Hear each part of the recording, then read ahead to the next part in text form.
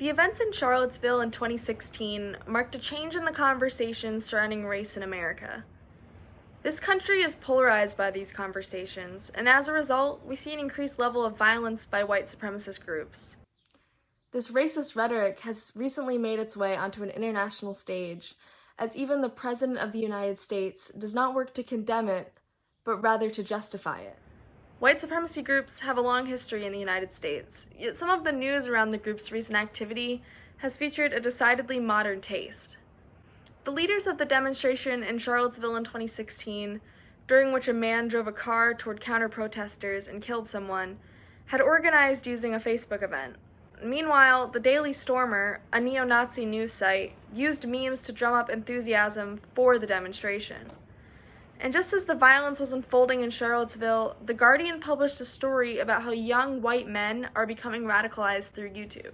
In other words, the tools of the internet age have helped white supremacists and others to share ideas and to organize.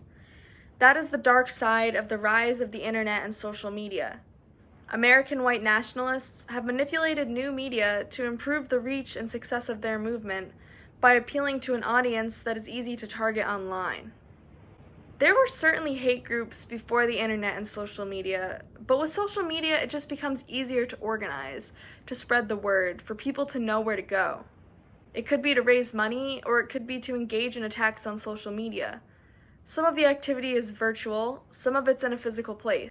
Before internet access was widespread in America, demonstrations were simply less widely advertised or attended. There were Nazi marches, famously one in Skokie, Illinois in the 1980s. There have been newsletters, radio programs, and other ways of communicating. What has changed most is that the cost of communicating has fallen to nearly zero for anyone with an internet connection. The internet and social media have killed the old business model for newspapers, and without news sources that people can trust, there are a number of social problems that arise. One of them being the difficulty that people have discerning the truth from so-called fake news, and from propaganda that is distributed for political reasons or for profit. The presence of racist ideology on popular social media sites has helped fuel the rise of white nationalism, far more so than on the niche sites, which tend to cater those already deep in the movement.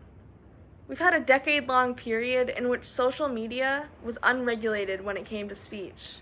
Hate groups were completely active there. They were spreading propaganda like wildfire. Not until after Charlottesville was there really any effort to clean up violent extremism on social media. This is why teenagers, specifically, are falling vulnerable to this propaganda. Anywhere that there is a new platform, there will be extremists. Identifying their content is not always so simple, though. On first look, you might not recognize that something is an extremist meme or extremist content. This makes the information hard to track, and allows the sharing of explicit information to hide behind an alternative meaning. In response to this, the Anti-Defamation League has created a database of some of the hate symbols used in order to spread awareness about their hidden meanings. People's worldviews may be warped by propaganda. False information can help people form incorrect beliefs about the state of the world, and that can reinforce whatever prejudices they might have. With new technology, a few clicks and a couple seconds are the only thing standing in the way of sharing information with thousands of people. More people have access to white nationalist hateful ideology and rhetoric online, and it's resonating with them.